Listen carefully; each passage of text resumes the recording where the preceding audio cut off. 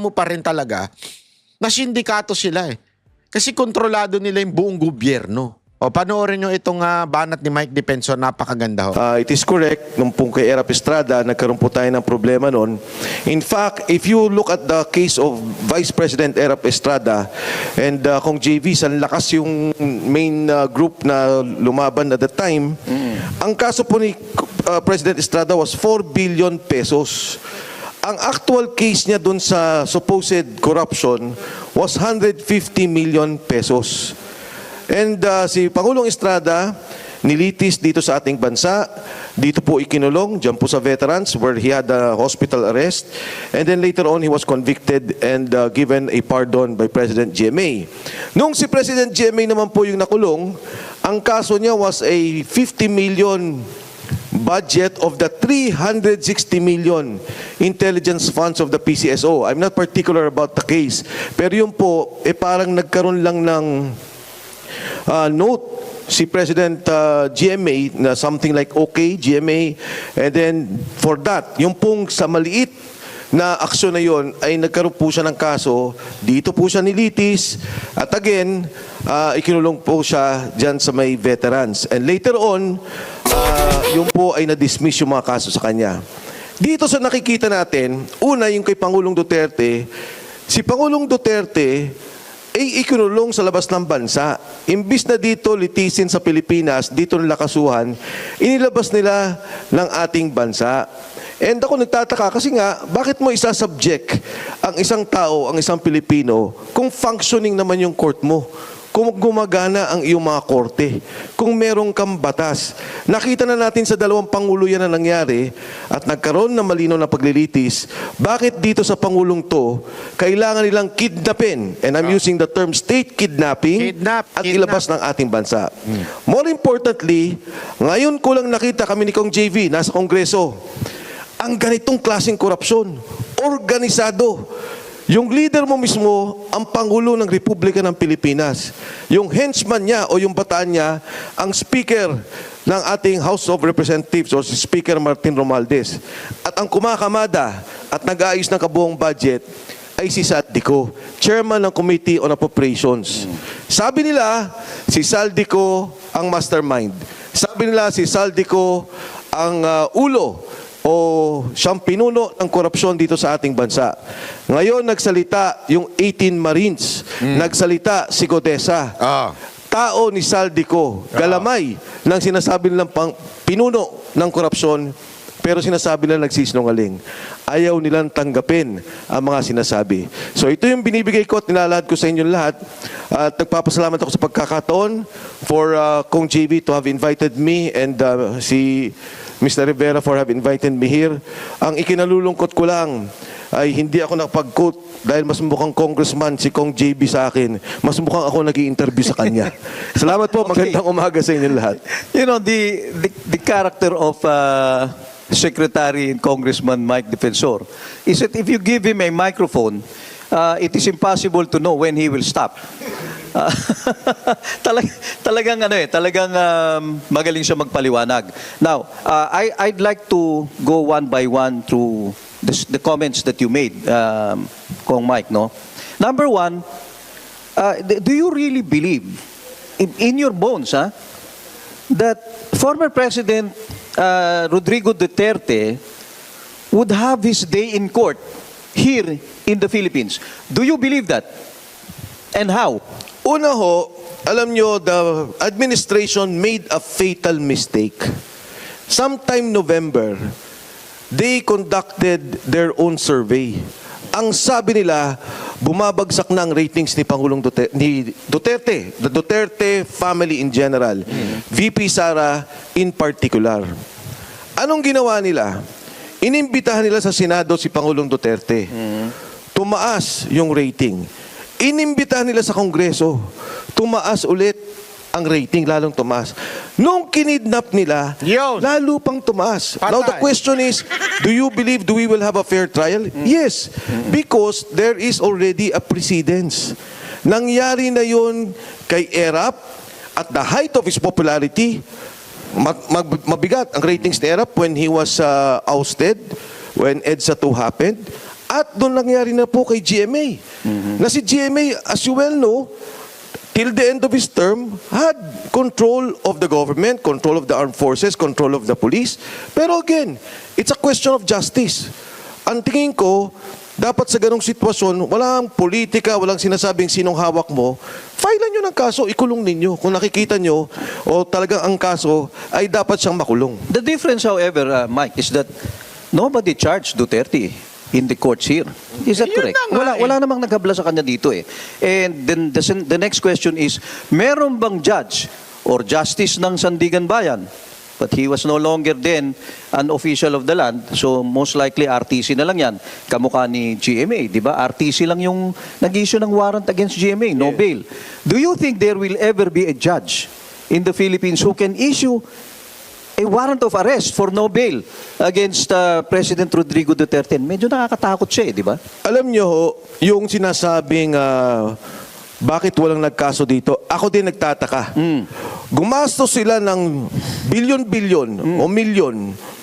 Ginamit nila yung mga ICC, sinundo pa nila, pinakain nila, nilagay sa Maida, sa raffles. Well, in fact, pwede nilang ibinuo ang kaso dito. And it happened before. Hindi naman nangyari kay ERAP o kay Pangulong GMA.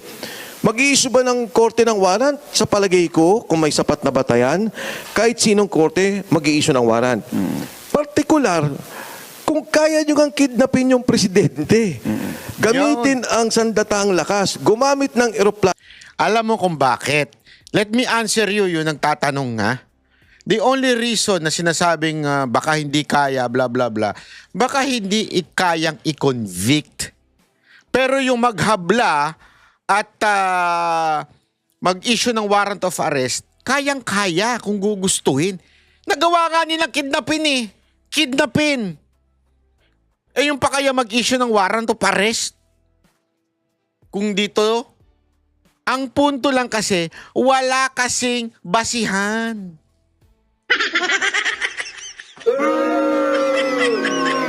At walang pag-asang manalo. Gago! Yun ang katotohanan, mga kababayan. Hindi makukonvict. Baka nga hindi pa umabot sa probable cause eh. Kasi probable cause ngayon, meron ng tinatawag na probability of conviction. So napakahirap talaga na magkaroon ng ng conviction kung wala namang masasabi nating sapat na ebidensya. Hindi naman kasi pwedeng dahil lang nag-pronounce na papatayin ko kayo, yun na yun. Hindi ganun sa korte. Remember, always remember this, ladies and gentlemen, people in the house. Kailangan, ang is personal. Crime is personal, ika nga. Hindi lang basta-basta, dahil nagsalita, papatayin ko kayong mga adik. Hindi pwedeng gayon. Hindi pwede, di ba? Nililinaw yan eh. Ilipad ninyo yung tao. Ito pang magkaso dito, para bang nahihirapan sila? I don't think so. I think, siguro, sa kanilang pananaw, mas mabuti, ialis yan ng bansa. Which is wrong. Yun ang pagkakamali nila. Dahil nung ginawa nila yon, nakinuha yung Pilipino, ibinigay sa banyagang korte, iniliti sa banyagang batas, nagalit. Hindi na usapin to ng Duterte, Dilawan ka, Pinklawan ka, Leni Robredo ka. Pero yung taong bayan, nakikita nila na hindi dapat gawin sa isang Pilipino o gawin ang isang kaso ng dahil lang sa politika sa isang Pilipino at sa dating presidente. Okay. Let me ask you this. In the interest of disclosure, were you given any appointment during the Duterte administration? Wala akong JV. In Wala. fact, kung nare-recall mo, nung unang nagtakbuhan yan, I was aligned with Speaker Yes. and then later on, nanalo si Speaker Lord Alan Cayetano. I was the last one who was given a committee. Kasi medyo nagkaroon kami ng... You were a congressman then? Congressman. Oo. Di naman kami nag-away ni Alan, pero I was the last one given a committee. Yes. Nung umupo si Speaker Lord Velasco, tinanggal pa ako. Tinanggal, oo. So I was never a favored congressman. Magkaibigan kami ni Pangulong Duterte. Pero alam ko naman, hindi naman, para sa akin di ba, hindi naman ganun na porkit magkaibigan kami, kailangan ako gawin mo deputy speaker o bigyan mo ako ng pondong ganito. It was never like that. Okay, let me pivot now, ha? Kasi, alam mo, we were supposed to have on board also Governor Chavit Singson, no? Pero at the last minute, I think he bowed out. But you're here, so I'd like to thank you so much for this chance that you will be here. My next question to you is, you supported the candidacy of President Bongbong Marcos, Yes. di ba, in 2022. So did Manong Chavit. Yes. I think that was something that you had in common. Why are you appearing to be against him now? Not just appearing, you are now against him, di ba? Kasi itong mga actions na ginagawa mo lately could be prejudicial to his administration. Yes. Can you tell us the background, Mike? Well, una kong JV, noong nag-usap kami ni Pangulong Marcos in 2022, ang talagang buong akala ko, at siguro maraming Pilipino, na talagang magkakaroon ng redemption, aayusin yung kanilang pangalan, lilinisin ko ano man yung Yun lang, Mike Defensor, congressman, nabudol ka. Sabi ko sa inyo, maraming nabudol eh. Pero okay lang yan. At least ganun talaga eh. Maraming nabudol eh. nangyari sa kasaysayan kung ano man ang mga sinasabing masama sa kanyang ama. At yun din talaga yung kampanya na huwag nyo namang ikumpara yung anak sa tatay. Parang ganyan din yung linya o naratibo ng kanyang kumpanya. Nagsama sila ni Vice President Inday Sara Duterte at nagkaroon ng unity team. In fact, ang unang interview niya noong Enero kaming dalawa. Meron kaming programa noon na Point of Order with Congressman Ace Barbers and Congresswoman Lucy Torres. Ang sabi niya, the first interview gagawin ko sa inyo. The first rally was in Quezon City. Tapos sumunod na sa Nueva Ecija. Where you were one of the sponsors in Quezon City, In right? Quezon City. Kami Oo. po yung nanguna doon. Inayos po namin yun. Pati motorcade, ano? Nangyari to kung actually ayoko talagang pumasok sa politika. Pinapatakbo ko noong 2025 sa isang distrito. Pinapatakbo ko ni Senator Marcoleta sa Sagip Party List. May isa pang party list, sinasabi kung pwede akong tumakbo. Ang sabi ko, ayoko muna, dito muna ako sa pribadong sektor. Nung lumapit si Sergeant Gotesa, inilapit ng taga-UP. Ang sabi niya sa akin, Sek, sabi niya, tingnan mo nga to kasi gusto niyang bigyan ng guidance si Senator Marcoleta, who was then the chairman of the Blue Ribbon Committee. So nag-usap kami ni Sergeant Gotesa. Nagulat ako. Ang laking gulat ko. Tapos binanggit pa niya yung 46 suitcases na naglalaman ng about 40 to 50 million per suitcase. Isang delivery. Ang sabi ko sa kanya, pagka maganda, mag-usap kayo ni Senator Marcoleta, banggitin mo yan sa kanya. So naset ko yung meeting, nagkita kami ni Senator Marcoleta, sabi ko baka gusto mo itong pakinggan. Nung nagkwento si Sergeant Gotesa, sabi ni Senator Marcoleta, baka pwede kang lumabas. Kasi ito na siguro ang huling hearing ng Blue Ribbon Committee at hindi na madidinig yung sasabihin mo. Nung lumabas si Sergeant Gotesa, initially, ang akala ko, pro-protektahan. Dahil meron talaga siya doon na humingi siya ng protective custody, but later on, sabi niya, kaya ko na. Kaya na ng aking mga kasama. Nung una, protected siya. Later on, as I've said, na-detain na siya. At naparitrack na nila yung affidavit. Video pa nila. Kawawa yung tao, I have proof na talagang under duress ginipit si Sergeant Gotesa. Ayoko lang ilabas, baka lalo pa siya mapahamak. Ngayon, nung lumabas na yon, nagsalita na ako. Ilabas mo na, Congressman Mike Defensor. Sige na. Wala na, nandun na sa ibang bansa eh. Wala nang yun eh. Oh. Nagsalita si Saldico. Dati nung kay Gotesa, ang sabi ni Gotesa, si Speaker Martin lang. Nung lumabas si Saldico, kinuwento ni Saldi, ito yung delivery ko. And alam mo, Kong JV, ngayon nakakapag-usap pa kami ni Saldico. Lately, hindi. Ang dami niyang kinikwento sa akin. On how the corruption is organized, systemic corruption is organized, at yung pag-deliver niya ng pera. So you're open. Kong Mike, pakisabi naman yung ginastos ko sa kaso. Bayaran niya, dismiss naman eh. Break with the Marcos administration came only when you were introduced to Sergeant Gotesa. Is that right? Yes. Iyon lang. Yes. prior to that, Tahimik you lang were ako. not critical of the Marcos administration. Well, napapansin ko na. Oo. May mga mali Pero na. hindi ka nagsasalita. Hindi ako nagsasalita. Tahimik lang ako. Like many other Filipinos. Tayong lahat. Tahimik lang.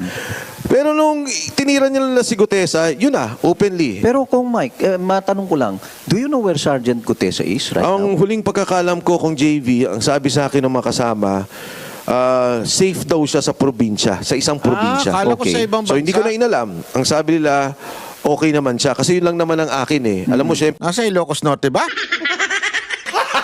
Gago! konsensya ko rin. Kaya nga yung 18 Marine, sabi ko, hindi ako papayag na magawa ninyo yung ginawa ninyo kay Gutesa. You have no intention to assist Sergeant Gutesa to come back to the Blue Ribbon Committee to testify. Ang hirap kong JV na i-trigger yon kasi hindi ko alam kung sino nakapaligid sa kanya. Okay. Baka mamaya, kunyari lang, mag-file tayo sa korte Oo. ng writ of amparo or writ of habeas corpus. Maganda makuha uli si Gutesa, no? Maganda yun. Baka pwedeng kunin nung ex-marine, yung 18. Na 16 na ex-marine at 2 army. Kung saan man siya kinidnap ngayon. Ganun ba sinasabi mo, Congressman Mike Defensor? Baka may matrigger na hindi natin gusto eh. Mas gusto ko ng tahimik na lang. So, for all intents and purposes, yung issue ni Gutesa is now a set-aside issue. Wala na yan. Hindi na yan babalik sa Senado. Sana pabalikin nila at ang dapat pa nilang ipatawag. Ito naman, ang galing na to kay Senator Ping Lacson. Naku po, Siya maniwala mismo ka ang dyan. nag-speech nito. Naku! Ang sabi niya, Si Pinky yung Lacson. pera na sinasabi ni Saldico, mali. Yung perang yon ay delivery ni Adrian Bersamin at saka ni Yusek Traigib Olayvar. Nako. At ang sabi nila, yun daw ay 8 billion pesos. Okay. Senator Ping ang nagsabi. At ngayon ko lang po sasabihin, yung 1.2 billion pesos na kay Yusek Traigib Olaybar pa. Nako. Alam nyo ho, may 2 silang armored van Nako. nakaparada sa Diamond Hotel. Nako. Doon ang delivery, doon ang nag-iipon. Nako. Nagkataon, gumuli yung issue, kaya po may 1.2 billion pa na nandun na nakatago sa kanya. Okay. Sandali. Kaya kung JB, hanapin Sandali. natin. Nasa Diamond Hotel ba yan? Alis na ako, puntahan ko na ngayon. Hindi, wala daw. Ito, Alam mo, ako sayang yung pera. Ay, anong nangyari doon? Ba't nawala? Dulo na ba yun? Dulo na yun? It is correct. Sandali, Kung kay saan na Erapis. yun? Nagkataon, gumuli yung issue, kaya Sandali! Pupuntahan ko na! Hanggang doon lang pala yung video na yun. Sayang, makapuntahan nga. Hindi, alam mo matindi talaga itong sinabi ni Congressman Marcoleta, Congressman Defensor. Ito pa, yung interview niya. Maganda din to. Sir, nadamay na po ang pangalan ni former President Gloria Macapagal Arroyo sa issue po ngayon sa paghanap natin ng hustisya sa korupsyon. Kayo po ay dating cabinet ng GMA administration. Anong masasabi mo, sir? Well, una sa lahat, alam mo si Secretary Ronald Llamas, kaibigan ko yan. And alam ko na alam niya na napakasama ng korupsyon na nangyari. At alam ko rin na ang ginagawa niya ay ilihis yung sitwasyon o yung issue sa parang usaping politika. Pero hindi yun ang problema eh. Yan ang Ang problema natin ay yung korupsyon na nangyayari sa ating bansa. Yun. Ang problema natin yung malawakang Yun. at sistematikong pagnanakaw sa ating pondo. Yun. Kaya huwag tayong magliliis. Maraming sinasabi yung tatakbo sa Quezon City. Ngayon naman si Gloria Macapagal Arroyo. May tatakbo daw sa 2028 na Senado. Hindi po yan. Malayo pa ang eleksyon. Tama. Baka mamaya wala ng bansang Pilipinas pagdating natin sa panahong yan. Wala na, Kasi wala nang masyadong pera eh. nabankrupt Puro ang ating utang na bansa. eh. Oh. Napakagulo na. Oh. Walang negosyong gumagalaw. Tama. Walang yung trabaho ay nawawala. Tumataas ang presyo ng mga bilihin. Huwag po nating intindihin ang politika. Nako, ang tama tindihin natin sa ngayon ay yung ating bansa.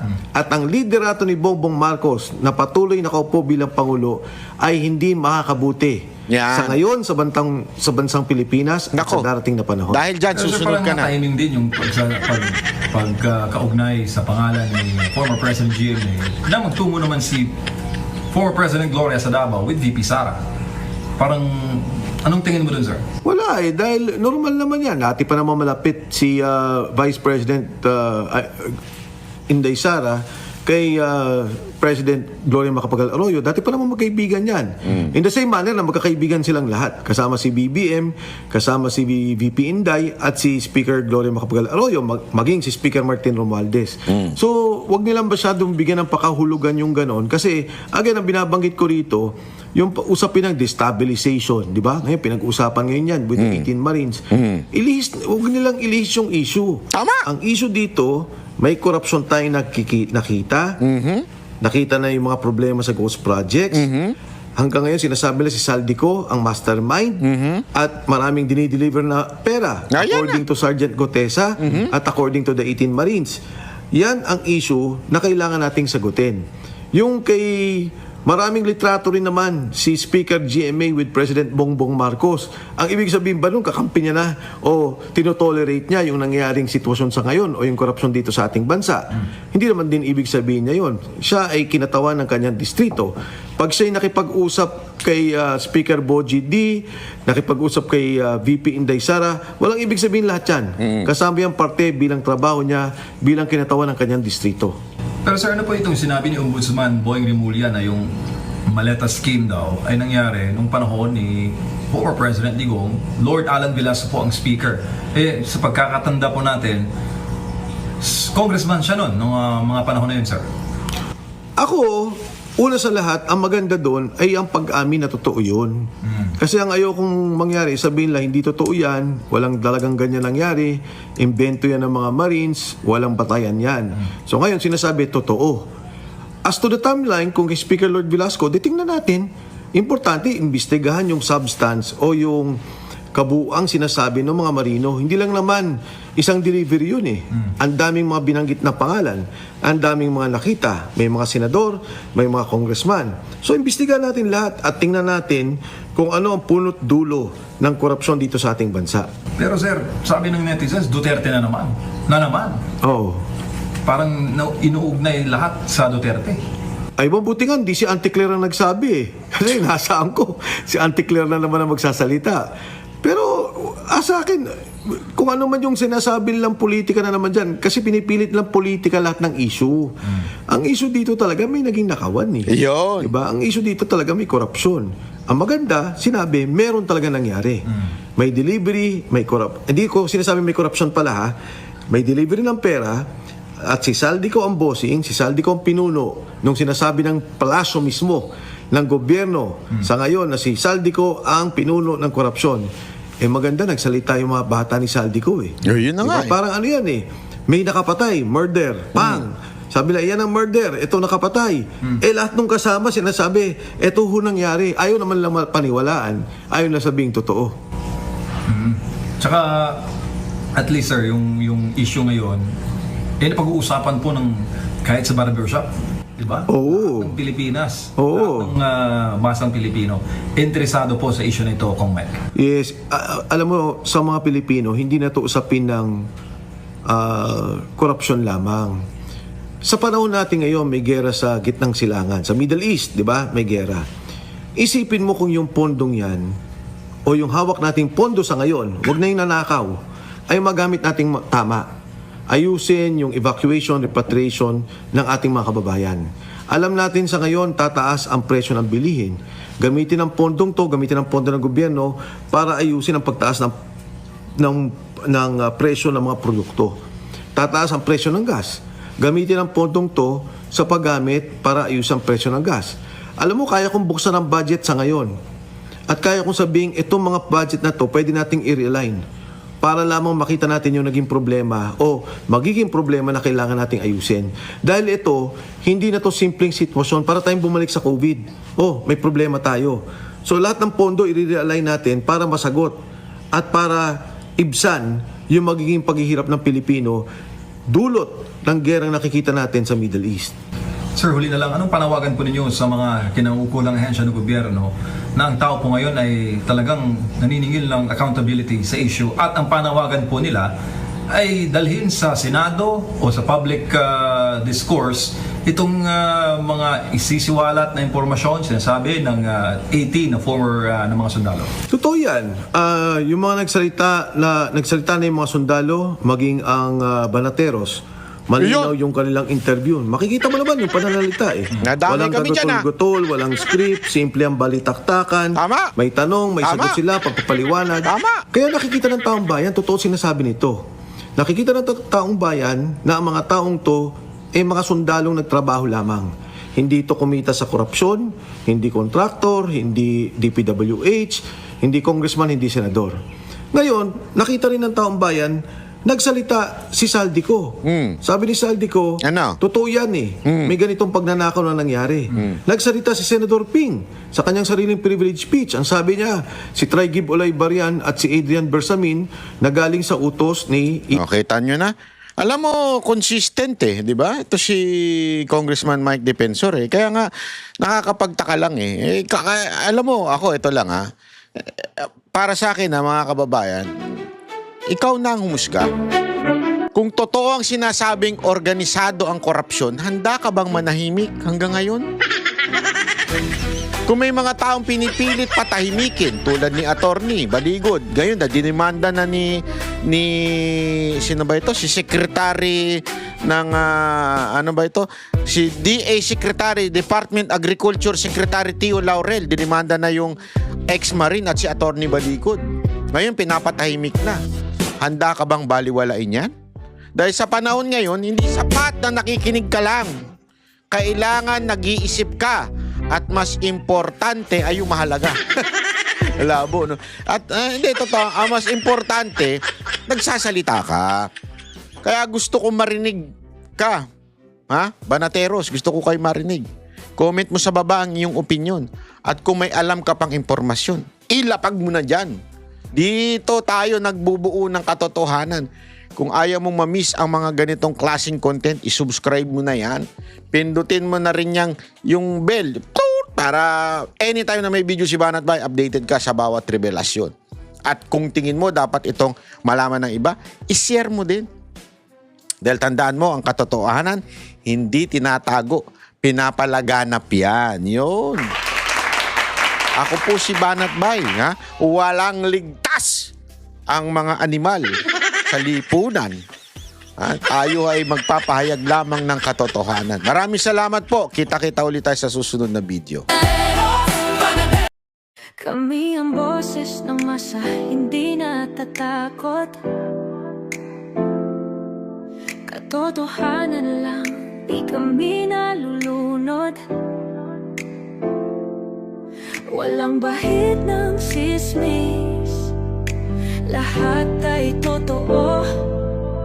Kahit sino ka pa, pag mali ka babanatan ka. Walang pinipili kulay, wala kaming kinikilingan.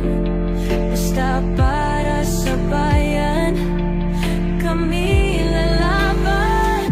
Pag tama palapakan, pag mali banatan. Di matitinag, di matatakot, para sa bayan tuloy ang sigaw. Sa harap ng kamera, walang halong takot. Mga baluktot, lahat kayo'y tutumba. Ang hustisya at totoo, yun lang ang mahalaga.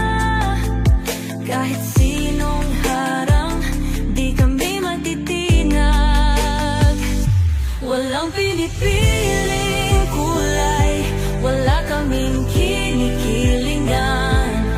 Basta para sa bayan, kami lalaban.